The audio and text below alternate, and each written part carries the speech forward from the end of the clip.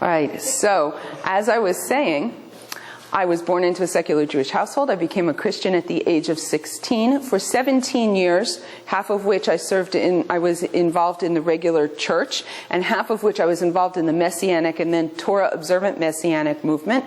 And due to an amazing set of circumstances, Hashem arranged for us to land in the middle of Orthodox Baltimore, where due to the fact that we wanted to go to an Orthodox synagogue, even though we were Hebrew Christians, the rabbi insisted that we talk to somebody from an organization called Jews for Judaism. And Mark Powers was the director of the Baltimore branch of Jews for Judaism at the time. And he came to our house and we spoke with him. And he said, let's talk about why you think that Jesus is the Jewish Messiah. And so we talked about a particular issue my husband brought up. And he said, well, let's take a look at that. And he opened up the Bible. And in short, he showed us that everything that we believed in as Christians were based on Hebrew scriptures that had to be taken out of context and mistranslated in order to be used as proofs for Jesus. And we're going to see that throughout the day today, that what happens is in addition to the fact that Christianity and Judaism, although we all believe in God and we're all trying to be moral people, on almost every single point, we are completely at opposite ends of the spectrum of understanding who God is, how He relates to people, what happens to us after we die, how salvation is accomplished. I mean, on every single point, we conflict. People don't see that. People think that, well, Judaism is just still waiting for the Messiah and Christianity thinks He came. But what is the definition of Messiah? That's one of the things that we're going to look at today. Because Judaism and Christianity have a completely different concept of the Messiah and what the Messiah is supposed to do. So anyway, the long and the short of it is that after he showed me that all of these verses were taken out of context or mistranslated, in a few small cases even fabricated, I realized that I could no longer believe in Christianity. How could I put my faith in something that was a bunch of lies? And so I came back to Judaism. And again, you haven't heard my whole story, some of you, but I had been married to a non-Jew. I didn't see it as intermarriage because we both believed the same thing. And when I came back to Judaism, I had a problem. After about 2 years of seeing what was going on, my husband decided to be a Ben Noach. He gave up his belief in Jesus, although he was not so interested in becoming a Christian, in becoming a Jewish. But another 2.5 years later, my husband did convert to Judaism, and we were married by Rabbi Porter in Etz Chaim in Baltimore under the chuppah. And just in January, we married off our daughter, and we had this amazing frum simcha, and it was unbelievably incredible. And what happened there, which was very wonderful, is the woman who had been Mark's assistant in Baltimore, who had to stay in the office every time I came into the office because it was just Mark and me, so we needed somebody else to be in the office with us, and all of those long hours, and she was like, when is this woman going to leave, because I want to go home. And she stood there and she cried and she embraced me at my wedding, and she said, if not for that, this would have never happened. And so that's what kind of brings me here. I've been back for about 8 years. I've done not nearly enough studying, in my opinion, but quite a lot.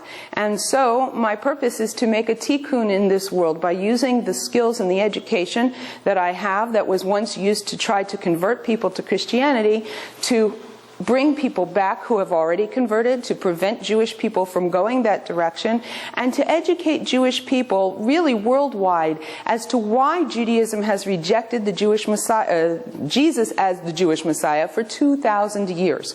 We've not been doing it because we're stubborn and we're not interested. We're doing it because it's not the truth. We have good reason. He didn't fulfill the scriptures. And that's one of the things that we're going to talk about today. Now, let's see if my technology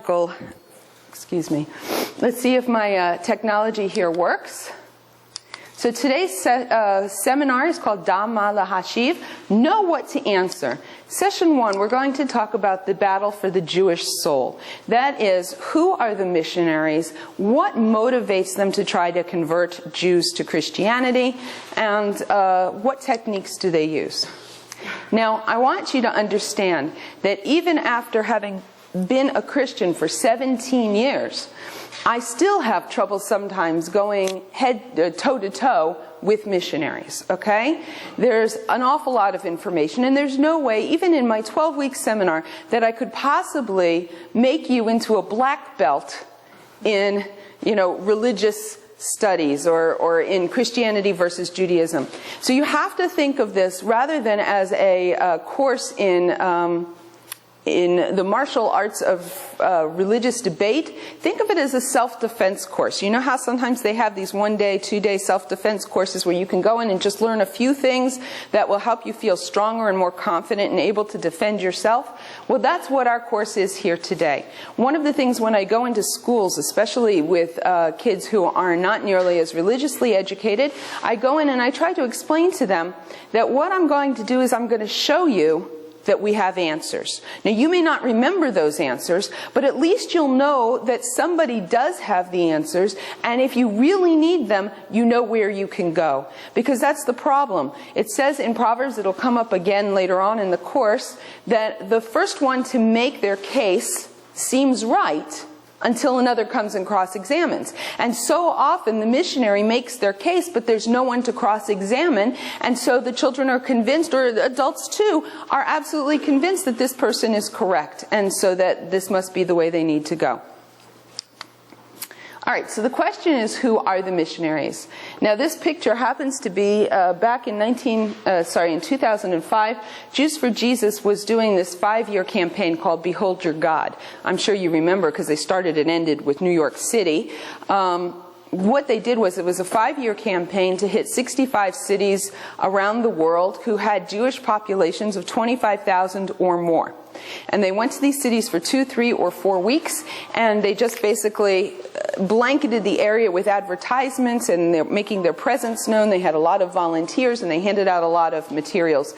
When they were in Baltimore, they came and they decided that they wanted to be a little confrontational, which the organization Jews for Jesus that's their thing, is they like being confrontational. They don't care if they have negative PR as long as they're out there and in people's faces.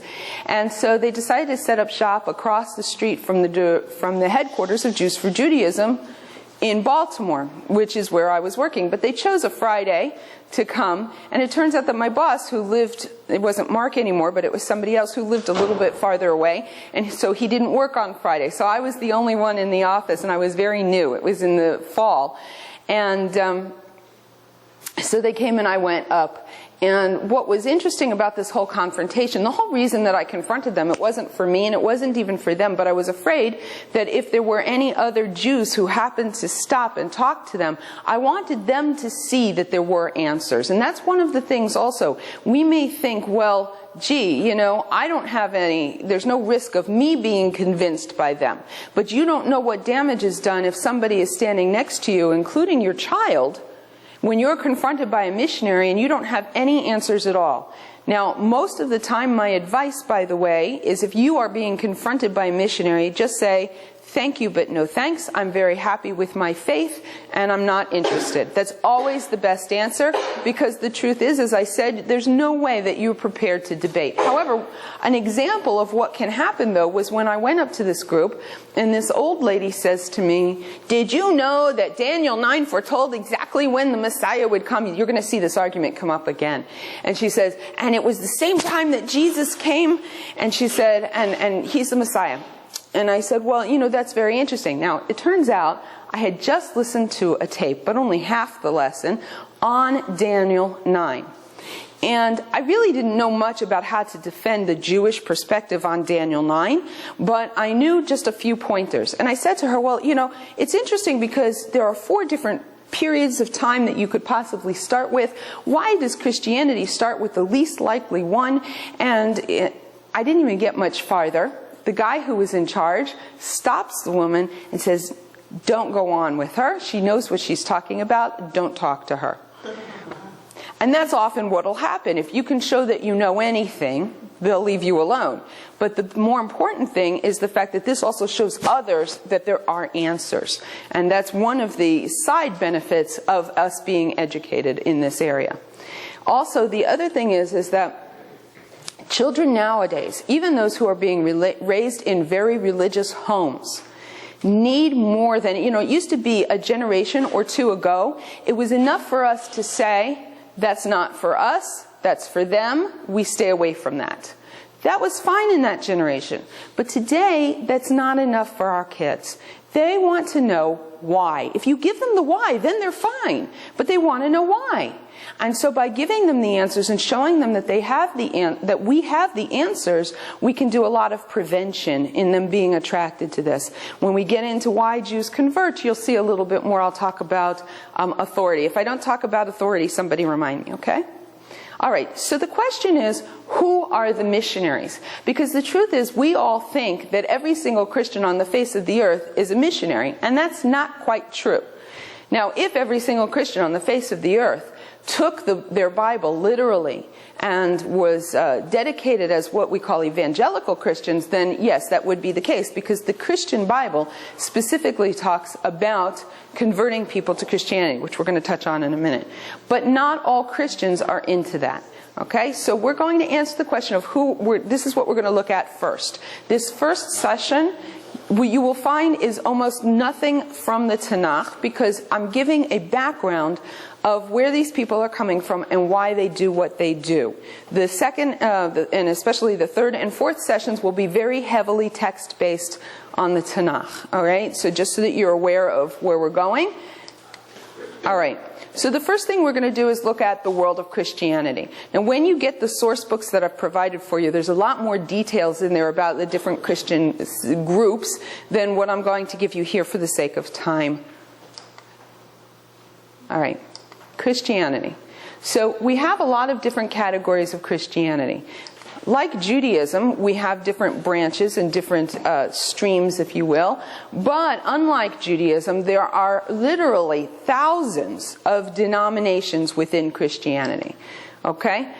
We divide them up into basically, or I divide them up anyway, into basically these 5 groups. The first one is the group that we call Orthodox. Now, Orthodox has to do with going back to the original, to the standard, to the mainstream. And in terms of Christianity, what the word Orthodox is that you have 2 groups within what we call the Orthodox group. That's the Roman Catholic Church, which most Jews up until recently thought all Christians were Roman Catholics. And we have the Orthodox groups, the Greek Orthodox, the Russian Orthodox, there's a gazillion of them, and I think I've listed almost all of them in the source book pages. Anyhow, these churches are able to trace themselves back to the first century church. In other words, to the time that, and by the way, if you would prefer, instead of saying Jesus, I will be more than happy to say Yeshu if that is preferable to you, to this audience. Do you care? You don't care? All right. All right. So I'll probably go back and forth. Anyhow, they can trace themselves back to Peter and to the original church, which was started supposedly by Jesus about 30 years before the destruction of the Beit HaMikdash. And then somewhere along the lines, I think around 1,000 or so, there was a split between the Roman Catholic Church and what we now call the Orthodox churches. But they all kind of go back to this same root.